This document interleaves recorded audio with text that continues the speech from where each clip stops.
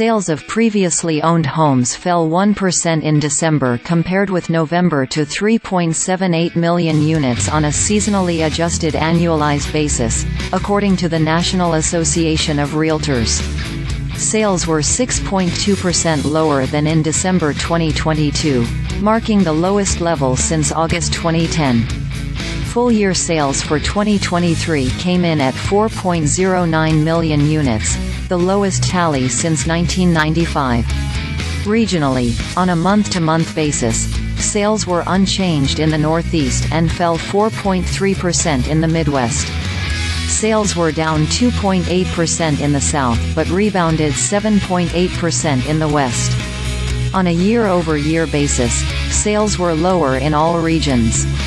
The count of home closings is based on contracts likely signed in late October and November, when mortgage rates were considerably higher than they are now. The average rate on the 30-year fixed loan rose to about 8% in October before falling to the 7% range in November. It is now at 6.89%, according to Mortgage News Daily.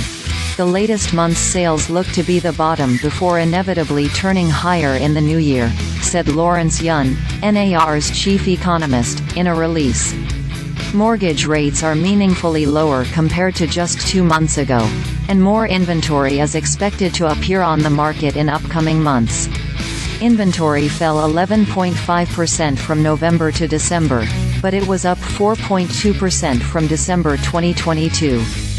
There were 1 million homes for sale at the end of December, making for a 3.2-month supply at the current sales pace. A 6-month supply is considered balanced between buyer and seller. Tight supply continues to reheat home prices. The median price of a home sold in December was $382,600, an increase of 4.4% from December 2022. That is the 6th consecutive month of year-over-year price gains.